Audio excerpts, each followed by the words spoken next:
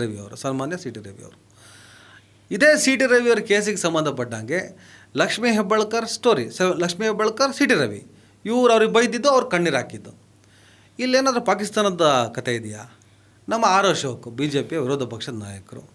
ನನಗೆ ಒಂದೊಂದು ಸಲ ಆಶ್ಚರ್ಯ ಆಗುತ್ತೆ, ಬಿ ಜೆ ಪಿ ಹೈಕಮಾಂಡು ಅವ್ರದ್ದು ಸಿದ್ಧಾಂತ, ಕೋಮುವಾದ ಸಿದ್ಧಾಂತ ಏನೇ ಇರಲಿ, ಒಂದು ಆಯ್ಕೆ ಮಾಡಬೇಕಾದ್ರೆ ಸ್ವಲ್ಪ ತಲೆ ಸರಿ ಇರೋರನ್ನ ಆಯ್ಕೆ ಮಾಡ್ಬೇಕು ತಾನೆ.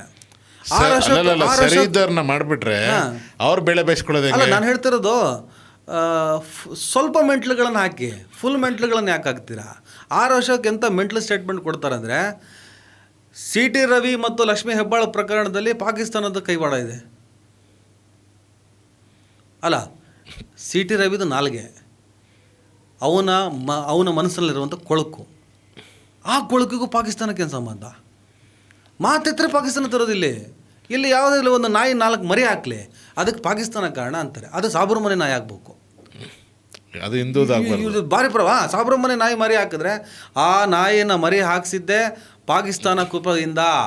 ಆ ಮರಿ ಹಾಕಿರೋದು ಯಾಕಂದರೆ ಅದಕ್ಕೆ ಹುಚ್ಚನ್ನು ಹಿಡಿಸಿ ಆ ನಾಯಿ ಮರಿಯನ್ನು ಬೆಳೆಸಿ ಅದನ್ನು ಹಿಂದೂಗಳನ್ನು ಕಚ್ಚಿಸಿ ಅದನ್ನು ಹುಚ್ಚು ನಾಯಿ ಜಿಹಾದ್ ಮಾಡೋಕ್ಕೆ ಹೊರಟಿದ್ದಾರೆ ಅಂತಾರೆ.